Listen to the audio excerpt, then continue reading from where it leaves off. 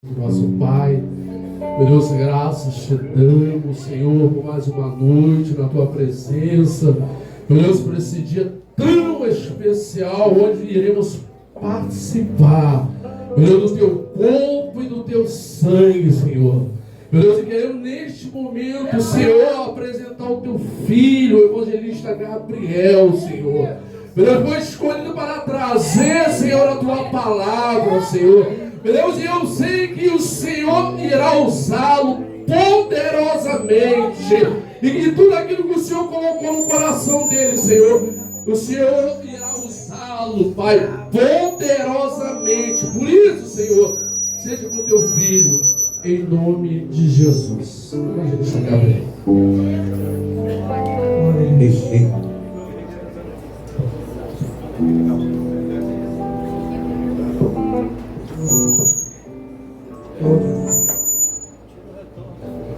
Aleluia!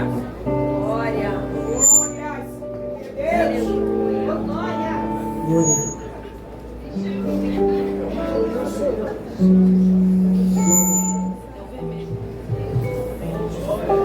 Aleluia! Glória! Meus irmãos, a paz do Senhor. Amém. Seja louvado por essa oportunidade. Estamos na casa dele. Feliz por ter esse privilégio, essa alegria. Eu queria que você abrisse a sua Bíblia comigo nessa noite, por gentileza, no Evangelho de Lucas, capítulo de número 13.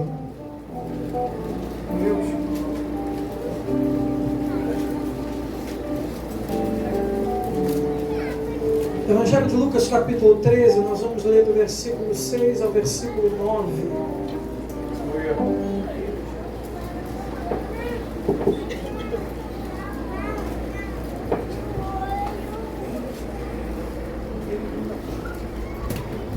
Diz assim a palavra do Senhor.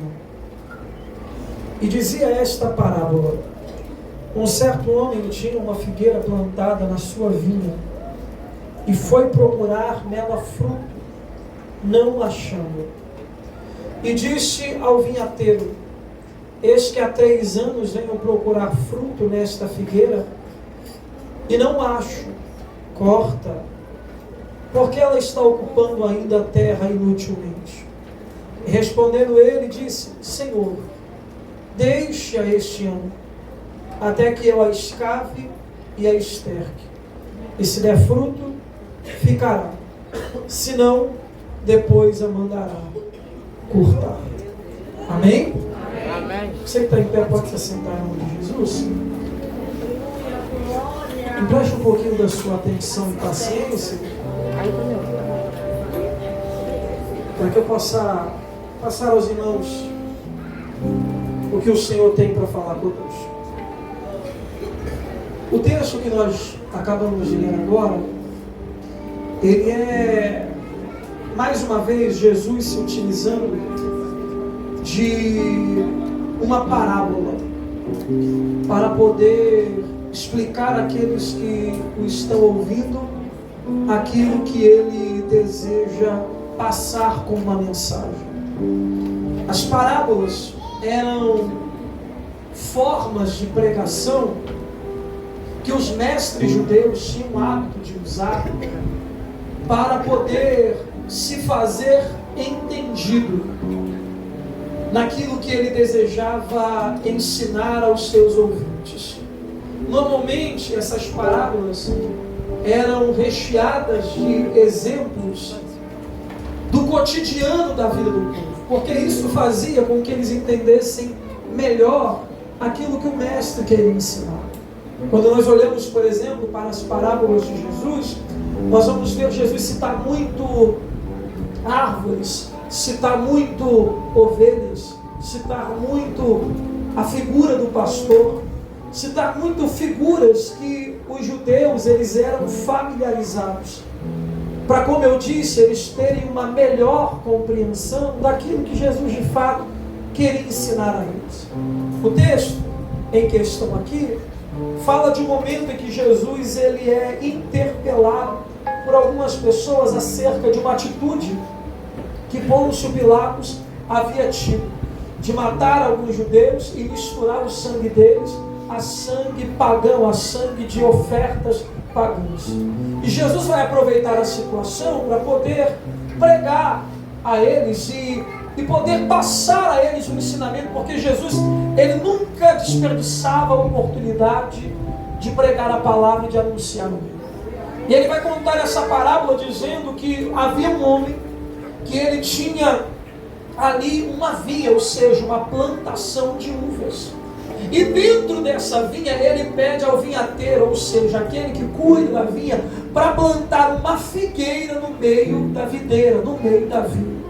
Isso era algo extremamente normal, plantar figueira no meio da vinha, plantar macieira no meio da vinha, porque as terras, elas eram muito valiosas, você não poderia perder nenhum tipo de espaço. Tudo que você pudesse aproveitar, você deveria aproveitar.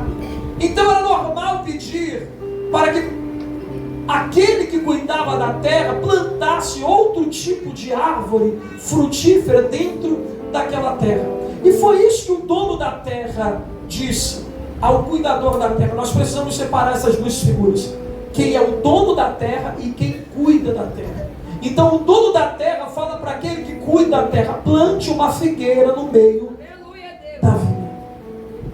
Eu queria que você imaginasse agora a figueira no meio de todas aquelas videiras, nos fazendo entender essa noite que a terra foi feita para a vide. A terra foi planejada para a uva. Ela foi escolhida com as características de quem planta uva. Só que agora entra uma figueira numa terra que não é própria para ela. Entra uma figueira numa terra que não foi pensada para ela. Mas o dono da terra falou: plante ela, porque eu não quero mais videira, eu quero figueira. Nós precisamos entender que nem sempre Deus irá nos plantar em terrenos que nos favorecerão. Nem sempre Deus irá nos plantar em lugares, aleluia, que corroborarão com o nosso propósito. Porque nós temos o hábito de pensar que todo lugar que Deus nos colocar, Ele vai colaborar para o nosso propósito. Só que nós precisamos entender essa noite que tem lugar que Deus vai te colocar, que Ele vai estar completamente ao avesso e contrário de tudo aquilo que Deus mandou você fazer naquele lugar. E qual é o desafio? É mesmo entendendo que a terra não colabora e não me ajuda a cumprir o propósito que Deus me fez ali. Então eu quero nessa noite convidar a entender isso. A terra pode não colaborar, o ambiente pode não colaborar, as pessoas podem não ajudar, as circunstâncias podem não ajudar, mas se o mestre te plantou naquele lugar, você tem condições de frutificar naquela terra.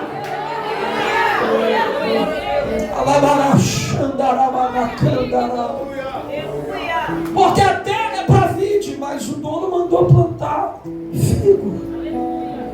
E aí eu queria que você imaginasse, me permita colocar aqui a figueira como um ser animado e não um ser inanimado. Eu imagino a figueira olhando para todos os lados, olhando para frente, olhando para trás, olhando para a direita, olhando para a esquerda e só vendo videira. E se sentindo sozinha, porque ela é a única diferente naquele ambiente. E ela vai chamar a atenção. Por quê? Porque a figueira, ela não é uma árvore como as videiras. Eu tive o privilégio de ir algumas vezes lá no Rio Grande do Sul, e eu tive o privilégio de ir em muitas vinhas lá. As videiras são coisas, são árvores lindas, mas elas não são muito altas. Já a figueira é completamente contrário. As figueiras, elas podem atingir a 8 metros de altura. Elas são muito frondosas, as folhas delas são muito grandes. É só você lembrar lá do Jardim do Éden, quando Adão e Eva pegaram folhas de quê? De figueira, porque justamente eram folhas grandes e densas para poder tapar a nudez e a vergonha deles. Agora você imagina, as videiras são todas do mesmo tamanho, mas no meio delas tem uma figueira que é maior do que elas e se sobressai a elas. E eu sei que todo mundo vai pensar: Gabriel, mas isso não é algo positivo? Depende pelo olhar que você vê. Porque, irmão, vamos ser sinceros aqui. Não queira ser mais santo do que qualquer outra pessoa, não. Todos nós, em algum momento da nossa vida, em alguma área da nossa vida, nós queremos ter sucesso. Nós queremos prosperar. Nós queremos ser bem-sucedidos. Nós queremos ser vistos. Isso é do ser humano. E isso é viver uma vida social. A gente quer ter sucesso naquilo que a gente faz. Só que nós precisamos entender que nem sempre se destacar e ser diferente vai trazer olhares positivos para você. Porque muitas das vezes ser diferente, ao invés de levar a você os aplausos, vai fazer com que você se torne alvo. Vai fazer com que você seja tão visto a ponto de ser criticado acima dos outros. Há um tempo atrás, eu, aleluia, lendo essa palavra e Deus falando comigo, eu falei: Senhor, tem hora que cansa ser diferente. Tem hora que cansa ser figueira no meio das videiras. Porque muitas vezes você é criticado no nível diferente das videiras. Você é olhado no nível diferente das videiras. Aquilo que você faz tem uma proporção diferente daquilo que as outras pessoas fazem. Mas lembre-se sempre, quando a tentação de ser videira bater, lembre-se que o seu dono mandou você ser figueira. Gabriel, eu estou cansado de ser diferente, porque eu sou apanho, eu sou perseguido. Aleluia, eu tenho problemas por conta disso, eu sou atacado por conta disso. Lembre-se, você não foi chamado para ser igual. Ele te chamou para ser diferente no meio daqueles que são iguais. Eu posso ler a palavra de Deus essa noite. Não permita que o ambiente mude você. Mude você o ambiente em que você está. Eu sou figueira, nasci figueira. Minha proposta é ser figueira. E eu não perderei a essência de quem eu sou. Você pode me ajudar a pregar aqui nessa noite? Aleluia, diga para essa pessoa que está do teu lado: não deixe o ambiente impressionar. Não mude por causa do ambiente. Você, se aleluia, figueira, seja figueira até o final. Seja figueira até o final. Seja diferente. Permaneça sendo diferente.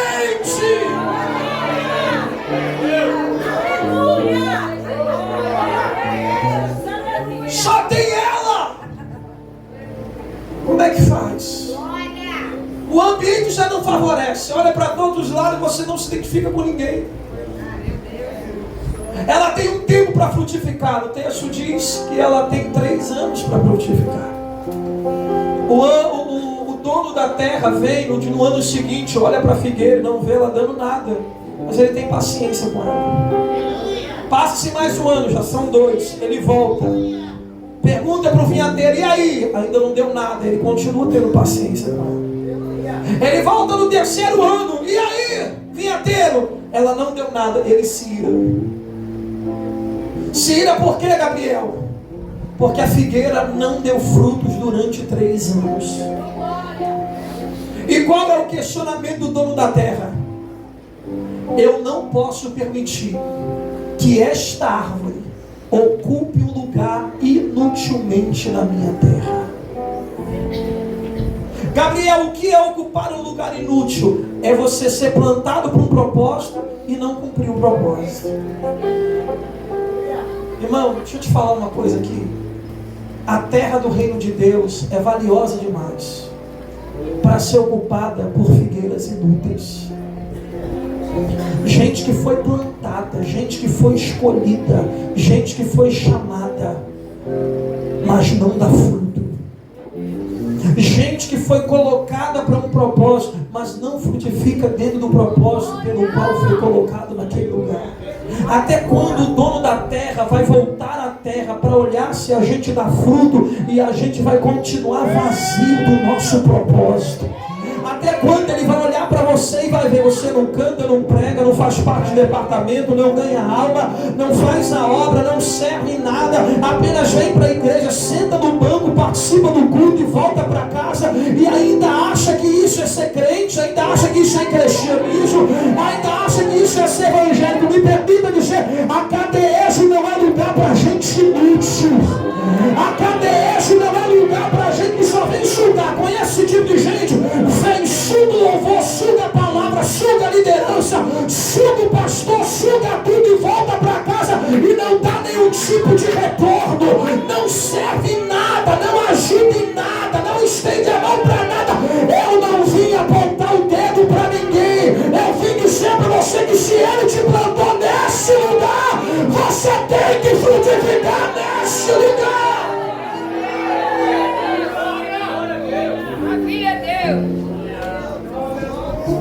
Você está entendendo o que Deus está falando? Até que o irmão entenda uma coisa aqui: foi falta de paciência?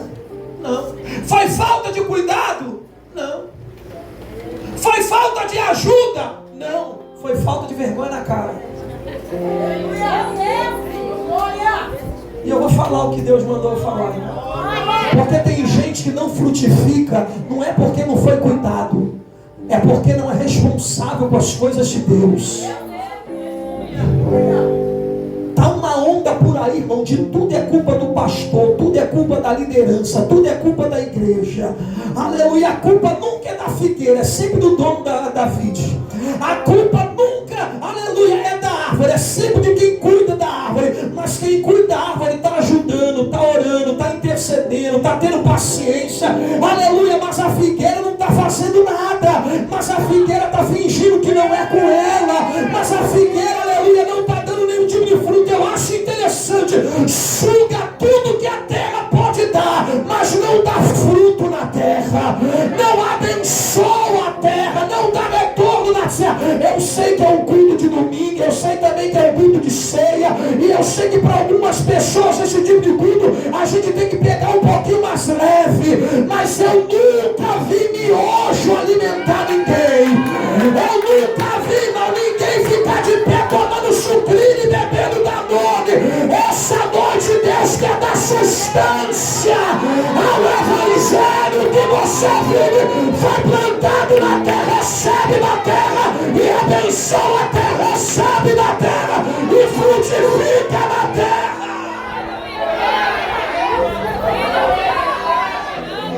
Irmão, não dá só para desfrutar da terra, tem que abençoar a terra, tem que frutificar a terra. 3 anos, quantos anos? 3 anos. Foi falta de paciência? Não foi. O problema era a figueira, não era o dono, não era quem cuidava. Aí o dono da terra chegou irado e falou: 3 anos que eu venho aqui, ela não dá nada. Por que ela está ainda tomando lugar na minha terra? Inutilmente, arranca ela, que eu vou plantar outra coisa. Só que aí veio o vinhateiro, aquele que faz parte do dia a dia. Porque o dono da terra, ele é dono, acabou, mas ele não participa do dia a dia, ele não está ali todo dia. Aí vem o vinhateiro que está ali todo dia, olha para o dono da terra e falou assim: me dá mais um ano, eu vou cavar ela, eu vou estercar a terra, eu vou adubar a terra, eu vou cuidar da terra. Se daqui a 1 ano ela não der fruto, o Senhor arranca. Mas eu só preciso de 1 ano para mudar a história dela. Se você entender isso aqui, alguma coisa vai mudar na sua vida. Porque o que o Senhor essa noite está dizendo, que como dono da terra, Ele é Deus, e Ele arranca quem Ele quer e Ele deixa quem Ele quer. Mas o vinhateiro, que é quem cuida da terra, se chama Jesus Cristo. E Ele está dizendo: eu só quero mais 1 ano com ela. Eu só quero, se daqui a 1 ano ela não mudar, ok. Se daqui a 1 ano Ele continuar desse jeito, eu só quero 2026. Se eu mudar 2026, eu vou escavar, eu vou adubar, eu vou investir, eu vou cuidar, eu vou tratar. Eu ainda acredito nesta figueira. Eu termino essa noite dizendo para você: teria motivo para o dono da terra ter paciência? Não. Teria motivo para o dono da terra dar mais uma chance? Daniel, o dono da terra não deu uma chance para a figueira por causa da figueira. O dono da terra deu uma chance à figueira por causa do vinhateiro. Como assim, Gabriel? Deus não nos deu uma chance por nossa causa. Ele nos deu uma chance porque alguém intercedeu por nós. Eu gosto da minha igreja porque a minha igreja é uma igreja bíblica, né? Nós somos uma igreja bíblica. Aleluia, a gente está aqui, a gente ouve isso na escola dominical, a gente ouve isso nas mensagens, e eu dou glória a Deus, sabe por quê? Porque não é sobre nós, é sobre aquele que falou. Eu ainda acredito neles, eu ainda acredito nesta figueira, e eu quero nessa noite declarar que a volta desta mesa, participando do corpo, bebendo do cálice, aleluia, bebendo do sangue de Cristo, você possa lembrar que a misericórdia de Deus são as causas de nós não sermos consumidos. Não é porque somos bons e nem somos os melhores, é porque quando Deus olha para nós, Ele não nos vê mulheres virtuosas. Quando Deus olha para nós, Ele vê o Cristo crucificado, Ele vê o Cristo sacrificado.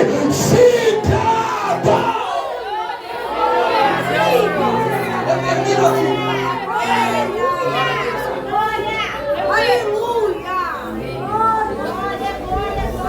Vem cá, Roberto, por favor. Me ajuda aqui. Aqui. Você pode ficar agachado aqui. Isso. Quando Deus olha pra gente, irmão, imagina o Roberto aqui, na posição minha e sua. Quando Deus olha pra gente, a Bíblia diz que o salário do pecado é a morte. Eu disse isso para os jovens hoje: Deus é um Deus justo, alguém tinha que pagar essa conta. Mas quando Deus olha para a gente, sabe por que Deus não nos mata? Porque Ele não nos vê, porque se Ele nos visse, Ele nos mataria. Quando Ele olha para nós, Ele vê Cristo. Não é a figueira, porque a figueira não merece, mas o vinhateiro falou: me dá só mais uma chance de ajudar. Eu sei que essa mensagem sugeriu uma acusação, sugeriu, aleluia, um juízo pesado, mas o Senhor essa noite está dizendo: ei, por causa do meu filho eu estou te dando uma nova oportunidade. Por causa do meu filho, aleluia, por causa do sacrifício do meu filho na cruz, por causa, aleluia, das feridas, por causa das machucaduras, dos pés cravados, das mãos cravadas, da coroa de espinhos, eu estou dizendo que no Senhor não haverá juízo, haverá graça, haverá oportunidade, haverá uma nova chance. Quem recebe esta palavra nessa noite, fui alcançado por tua graça, maravilhosa graça que trouxe salvação. Eu não, mas por misericórdia recebi.